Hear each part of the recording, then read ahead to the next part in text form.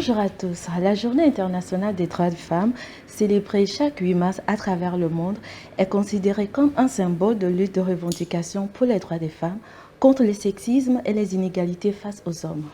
Pendant longtemps, le rôle de la femme dans la société a été sous-estimé, voire banalisé. Mais aujourd'hui, la donne a changé car plusieurs actions ont été menées un peu partout pour remédier à cela. Au Togo, c'est à travers une plateforme qu'une dame a décidé de mettre en valeur ces femmes. Elle s'appelle Madame Diko Christelle, elle est obstétricienne et pendant 20 ans, elle habille nos regards. Elle est également directrice du magazine Dagan, 100% féminin. C'est Diko. Bonjour Ghislaine. Vous allez bien? Très bien, merci. Et vous-même? Je vais bien aussi. Merci de nous recevoir dans votre bureau. C'est avec plaisir, Ghislaine. C'est avec plaisir. Alors, comment se porte Dagan Mag? Dagan Magazine se porte très bien. Très bien. Je rends grâce à Dieu. C'est une belle aventure qui atteint ses objectifs et qui me réjouit. On s'en réjouit aussi. Merci beaucoup pour votre soutien. Alors, vous êtes opticienne de formation. Vous avez créé Cristal Optique, la première lunetterie appartenant à une femme au Togo en 2001. Et en 2008, vous avez ouvert une succursale au Bénin.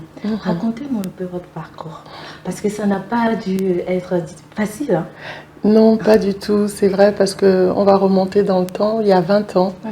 20 ans que j'ai créé Cristal Optique à Lomé. Effectivement, à cette époque, le paysage de la lunetterie médicale était masculin. Donc je suis arrivée, il y avait 4 magasins d'optique tenus par des hommes. Je suis arrivée étant la seule femme, la première femme. Je vous avoue qu'il y a 20 ans, on pouvait parler de défis. C'était pas évident. J'avais pas encore 30 ans. Et c'est vrai que c'était pas facile de s'imposer dans un paysage où vous avez déjà des personnes qui sont là depuis des années, donc qui peuvent témoigner de leur expérience. Et à côté de ça, vous avez des personnes d'un certain âge, forcément. Alors vous êtes une femme, vous venez d'arriver. J'ai relevé des défis en 20 ans. J'ai dû démontrer ma compétence. J'ai dû imposer mon genre féminin. Et j'ai dû convaincre, passer mon temps à convaincre et à démontrer que j'avais les mêmes capacités et les mêmes compétences que les hommes. Aujourd'hui, beaucoup de choses sont faites pour favoriser le leadership, mais je vous avoue qu'il y a 20 ans, on se sentait bien seul. Et effectivement, après, j'ai ouvert la lunetterie au Bénin, mais ça, je veux dire, c'était une opportunité de pouvoir délocaliser mon savoir. Je l'ai saisi. Et Cristal Optique Bénin est également une belle entreprise qui tient la route et qui se porte très bien. Et justement, j'allais même poser la question que durant ce temps, vous étiez la seule femme. Est-ce que vous vous êtes pas senti frustrée par un moment où on vous a pas jeté des regards interrogateurs parce que vous étiez une femme parmi tant d'hommes? On aurait dit, elle fait quoi parmi nous, cette femme? Vous vous êtes jamais senti frustrée? Alors, de la part de mes confrères opticiens, non. Ils m'ont accordé leur soutien. Nous avons travaillé en très bonne collaboration pendant toutes ces années. De la part des partenaires, c'est-à-dire les médecins prescripteurs et les sociétés d'assurance, j'ai dû faire mes preuves. J'ai dû montrer que j'étais compétente, j'ai dû montrer que j'avais toutes les capacités à tenir cette lunetterie et à fournir un travail de très bonne qualité. Pendant 20 ans, je me suis fait accompagner par le numéro 1 mondial en fabrication de verres médicaux qui est Essilor, qui a donné du poids en fait à la qualité de mon travail. Alors, les anecdotes que j'ai pu rencontrer par rapport à la question que vous me posez, c'est surtout auprès de la clientèle. Je me rappelle une fois, quelqu'un est rentré dans le magasin et a demandé, à l'époque, je devais peut-être avoir 30 ans, il a demandé à parler au patron. Je lui ai dit que j'étais le patron, il m'a dit non, le vrai patron. Et je lui ai dit que c'est moi. Il me dit mais non, celui à qui appartient le magasin. Oh là là. Je dis il est sorti. Alors après ça, c'est clair que non, j'étais pas frustrée, mais je me suis dit, il faut peut-être que je change ma façon de m'habiller, il faut que je sois un peu plus imposante et tout ça. Mais des anecdotes comme ça, j'en ai eu plein, mais tout de suite suivi d'encouragement. Quand ils ont su que c'était mon magasin, que je le dirigeais, et que derrière la communication que je faisais à l'époque, c'était une femme qui faisait ça, j'ai eu beaucoup de soutien de la part de tous mes clients. Et je profite de l'occasion d'ailleurs pour leur dire merci de leur confiance. Et aujourd'hui, qu'est-ce qui vous a donné cette envie-là de communiquer à travers cette plateforme qu'est Dagan Magazine? Alors, parce que c'est deux mondes carrément parallèles. Oui, tout à fait, tout à fait. Dagan Magazine est une passion pour moi. Alors, je suis ivoirienne d'origine, mais de mère togolaise.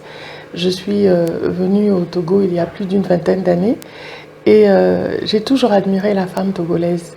Je l'ai toujours trouvée très forte, résiliente, courageuse, brave, mais tellement discrète. Et moi, j'ai eu envie un jour de dire si je fais un magazine, parce que j'ai toujours aimé lire les magazines, j'aime beaucoup écrire, tout en étant formée issue d'une série scientifique, j'aime beaucoup lire et écrire. C'est une passion. C'est une passion. Alors je me suis dit, un jour, si j'ai la possibilité de réaliser ma passion, j'écrirai sur la femme togolaise. Parce que pour faire une passion, il faut avoir de l'argent. Je veux dire, on travaille, après on fait sa passion, on ne fait pas l'inverse. Après 20 ans, je me suis dit, oui, c'est peut-être le moment de créer ce fameux magazine dont je rêve depuis longtemps. Et qui mettre à l'honneur si ce n'est pas cette femme togolaise que j'admire et que j'ai beaucoup de fierté à mettre en lumière à travers Dagan Magazine. Wow.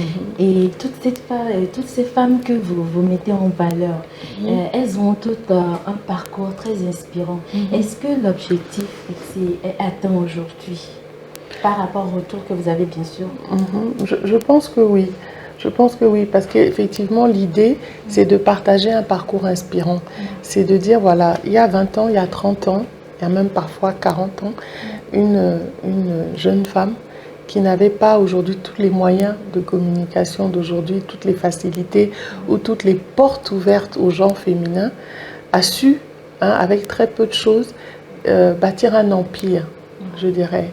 Et cette abnégation, ce courage a besoin d'être partagé avec les jeunes générations qui pensent qu'aujourd'hui les choses sont faciles. Et les retours sont très positifs. Pourquoi? Parce que le nombre de ventes augmente, les encouragements sur nos réseaux sociaux pleuvent et les annonceurs nous font confiance. Donc aujourd'hui, Dagan, c'est plus on peut pas discuter le fait que Dagan soit le magazine féminin du Togo. Voilà. Donc je pense qu'on a gagné notre pari. Aujourd'hui, cette aventure ne peut plus s'arrêter et c'est moi la passionnée qui ne peut que m'en réjouir. Vraiment. Et pourquoi avoir choisi ce nom, Dagan? Mais j'ai choisi Dagan parce que Dagan chez nous veut dire grande sœur. C'est la femme qui a de l'expérience, c'est la femme qui peut donner des conseils, c'est la femme qui peut aider, soutenir, c'est la femme qu'on admire, la femme qu'on a du mal à blesser, à qui on ne peut pas manquer de respect. C'est pour moi, on doit toutes aspirer à devenir des Dagan, des femmes qui inspirent le respect. Alors j'ai choisi Dagan parce que je voulais justement mettre ces femmes à l'honneur, mais aussi dire aux Davi qu'elles peuvent devenir de vrais Dagan. Et j'espère que le message passe bien aussi. Le message passe parce que nos Davi nous suivent, nos Davi nous accompagnent.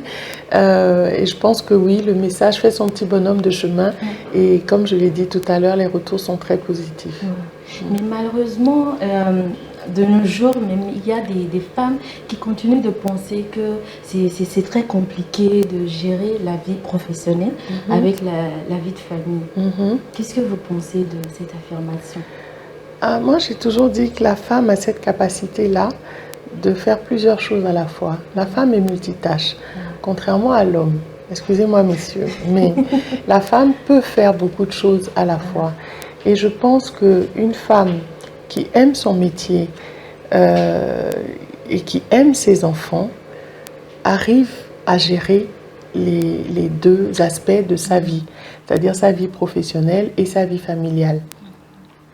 Il faut reconnaître que dans le privé, on a plus de facilité parce qu'on a des horaires un tout petit peu plus flexibles qui nous permettent, lorsqu'on a des enfants en bas âge, par exemple, de pouvoir aménager son emploi du temps pour passer du temps avec les enfants et pouvoir travailler. Quand on travaille en administration, c'est parfois un peu plus délicat. Mais je pense que les patrons sont de plus en plus compréhensifs. Et puis nous avons l'avantage en Afrique d'être entourés de nos parents, de notre famille, qui peuvent facilement nous apporter un coup de main. Nous avons aussi les aides de maison qui sont accessibles. Donc je pense que la femme arrive à gérer la famille et le travail. Je pense que le problème se pose plutôt lorsque c'est l'homme qui souhaite, parce qu'il suppose que la femme ne peut pas faire les deux, qui aimerait que la femme se consacre, reste à la maison. Il y a des femmes qui font ce choix et c'est un choix honorable. Mais je pense que celle qui fait le choix de travailler arrive à gérer cet emploi du temps-là. Elle peut le faire, ce n'est pas au-dessus de ses capacités parce qu'elle est une femme et c'est une brave femme. Exactement. Et aujourd'hui, même on assiste à certaines scènes, il y a des femmes qui emmènent carrément leur bébé au travail. Et ça m'est arrivé, oui, moi au début, j'avais ma mère qui était un peu indisposée, j'avais une nounou que je venais à peine de recruter, donc elle venait avec moi et le bébé au bureau, je dressais un berceau pliable dans mon bureau et le bébé était là. Ça m'est arrivé, ce sont les facilités que permet le secteur privé. Ouais. Et quand il pleure, par moment, vous levez. Je fais une pause et comme je suis la directrice et que je suis mon propre patron, je m'autorise une petite séquence allaitement dans mon bureau. Oui, ce sont des facilités que j'ai pu me permettre, mais que certaines femmes aussi qui sont dans le privé ont fait. Ça n'a rien d'exceptionnel. Le problème, c'est, je ne pense pas que ce soit la femme. Le problème est un choix. Le choix qu'on fait. Sinon, la femme a les capacités de gérer les deux.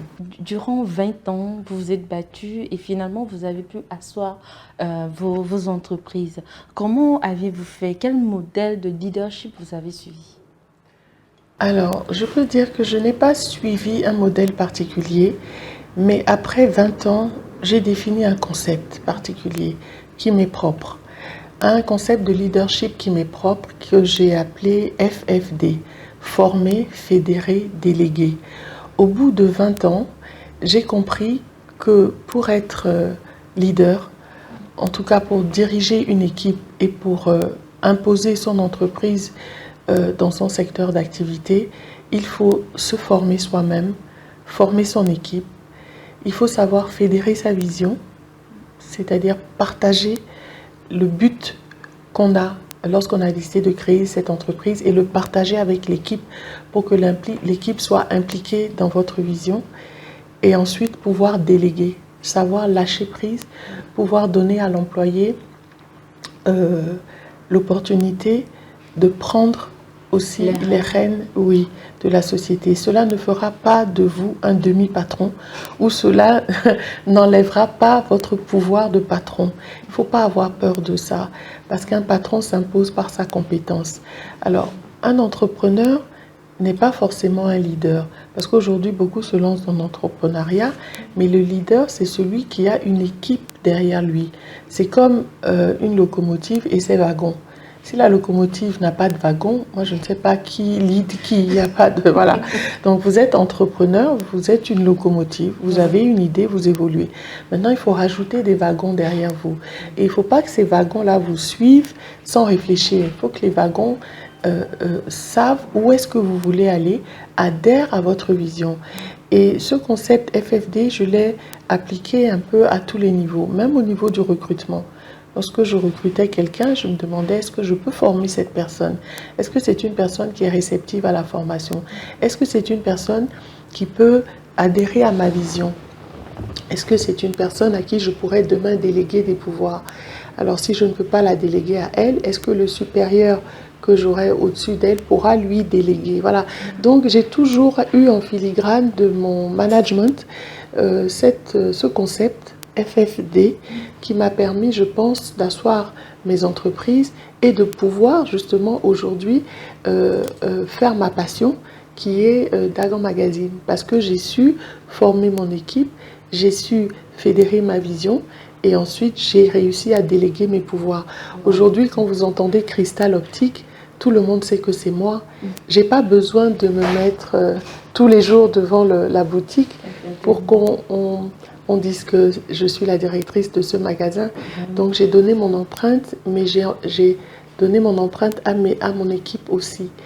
Alors c'est un concept qui est très large, où il y a énormément de choses à dire, mais je peux dire qu'après 20 ans, si je voulais résumer ma façon de diriger mes entreprises, si je voulais définir mon leadership, je dirais FFD. Waouh.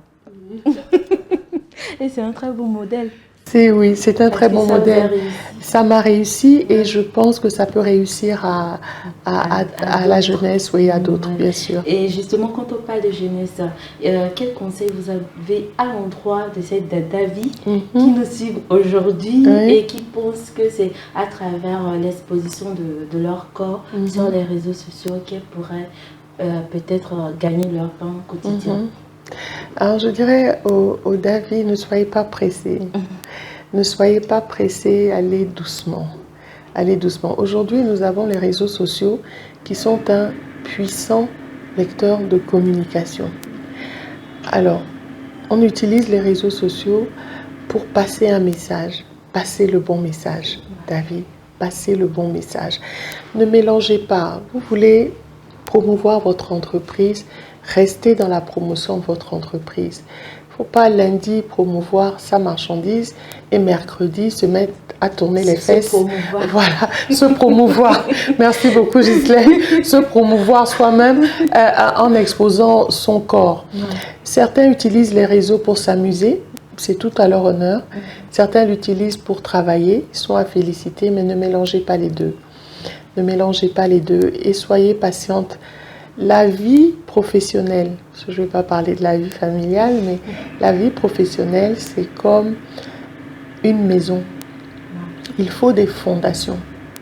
Et plus vos fondations seront fortes, puissantes, plus vous pourrez bâtir beaucoup de choses au-dessus. Donc si vous faites de mauvaises fondations, vous allez monter peut-être le premier étage, enfin le rez-de-chaussée, je veux dire. Vous pourrez peut-être par la suite monter le premier étage. Mais je pense que vous serez vite essoufflé parce que votre maison menacera de tomber. Prenez le temps de faire des fondations. Il faut prendre le temps de travailler, il faut prendre le temps de construire.